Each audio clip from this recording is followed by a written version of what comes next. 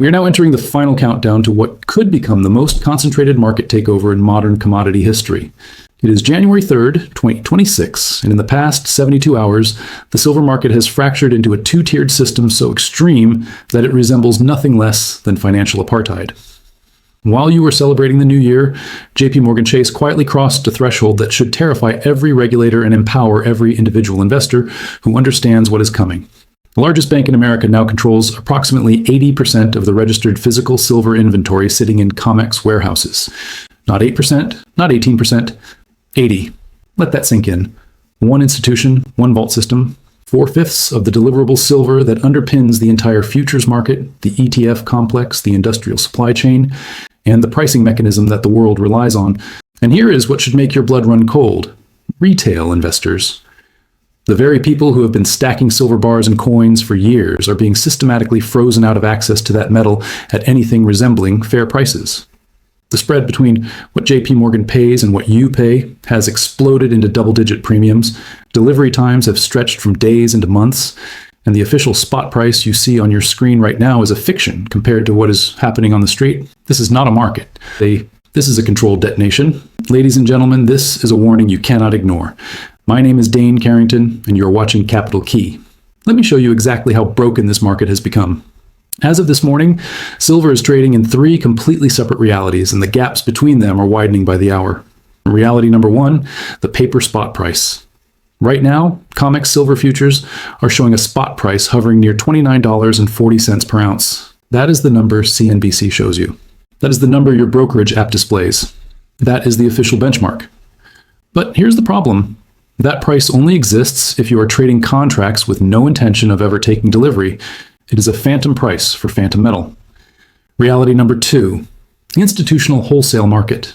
If you are a major refiner, a large-scale industrial buyer, or a well-connected bullion dealer with existing relationships and the ability to move 10,000-ounce bars, you might be able to source physical silver at a premium of about $3.70 over spot.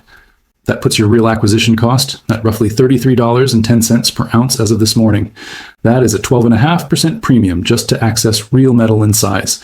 But even that price requires leverage, connections, and scale that 99% of market participants do not have. Now, reality number three, the retail market where you and I actually live. Walk into a coin shop today or try to order Silver Eagles online from any of the major dealers. Premiums on American Silver Eagles are running between $8.50 and $11 per ounce. Over spot, depending on volume and dealer. That means you're paying between $37.90 and $40.40 for a single ounce of silver. Let me do the math with you. The spread between the paper spot price and what you actually pay at retail is now as high as $11. That is a 37% markup. Compare that to gold, where retail premiums typically run 3 to 5% over spot. Compare that to copper, where you can buy physical at near spot if you want it. Compare that to any other commodity on Earth. This is not normal. This is a market in the late stages of a corner. A market where the people who control the physical supply have decoupled from the people who set the official price, and where everyday investors are being treated as outsiders begging for scraps. Now let us talk about what has been happening beneath the surface over the past 6 weeks, because the volume data tells a story of absolute panic buying and a race to secure physical metal before the system locks up entirely. In November 2025, total COMEX silver futures volume averaged about 123,000 contracts per day. Standard, and remarkable.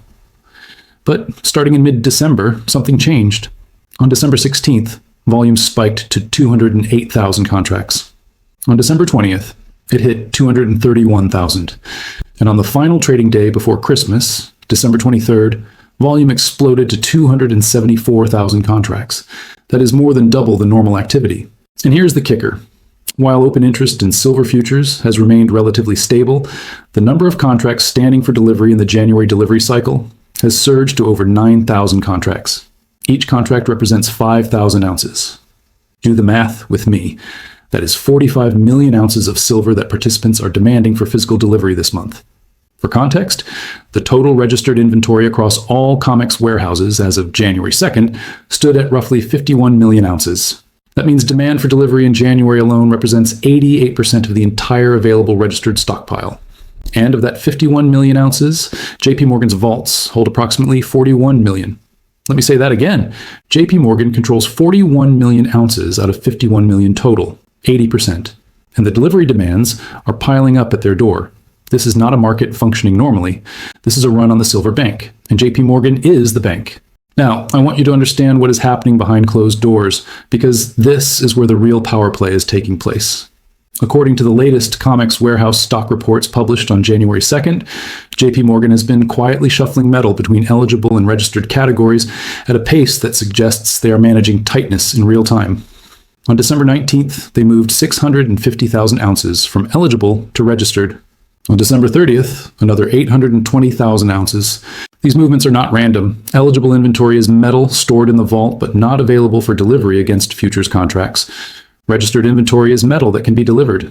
When you see large blocks moving from eligible to registered, it means someone is preparing to meet delivery obligations, or someone with leverage is making metal available to keep the market from seizing up. But here's what the data is not showing you.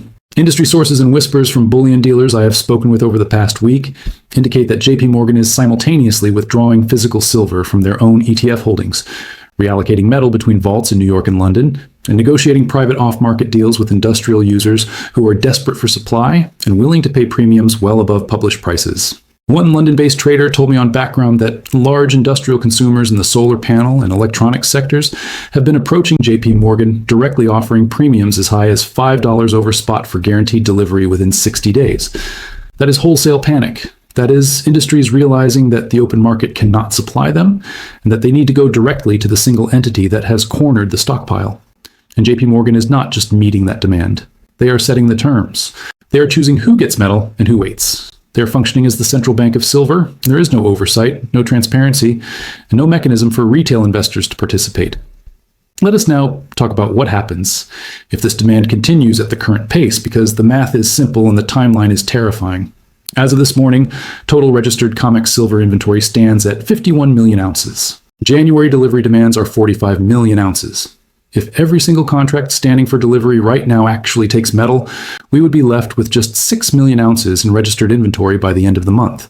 That is an 88% depletion in 30 days. Now I know what you're thinking. Not every contract will stand for delivery. Some will roll forward. Some will cash settle. Historically, maybe 70 to 75% of contracts actually take metal. Fine, let us be conservative. Let us assume only 30 million ounces get delivered in January. That still drains registered inventory down to 21 million ounces. And then February cycle begins, and March, and April.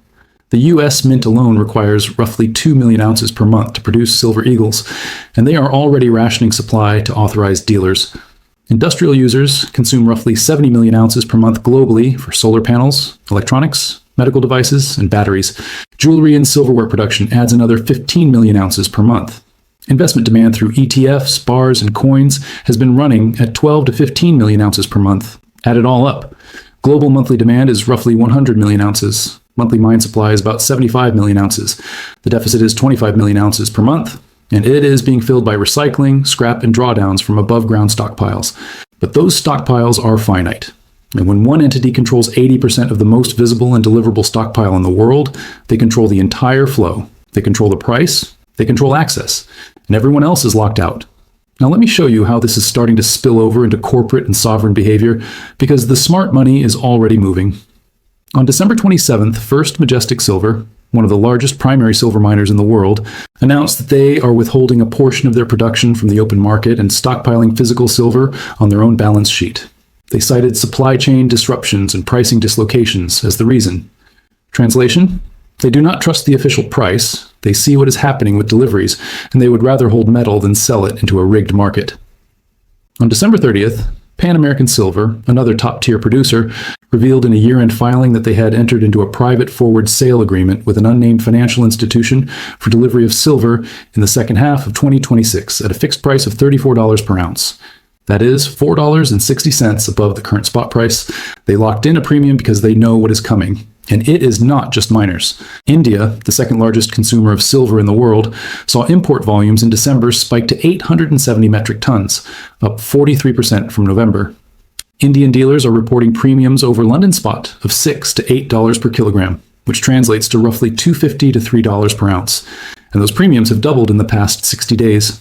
Why? Because Indian jewelers, industrial users, and investors are front-running a supply crisis they see forming in real time. They do not care what the COMEX price says. They care about securing metal before it disappears. And then there is China. According to the latest data from the Shanghai Gold Exchange, silver withdrawals in December totaled 162 tons, the highest monthly withdrawal since March of 2023.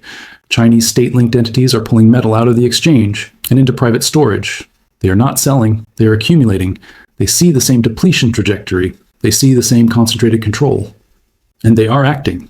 Now, I want you to see how completely disconnected the official price has become from the real cost of securing physical metal, because this is where the illusion shatters. If you go to APMEX right now, one of the largest online bullion dealers in the United States, and try to buy a single 2025 American Silver Eagle, the price is $39.79 per coin. Spot is $29.40. That is a premium of $10.39. 35%. Delivery time, 4 to 6 weeks.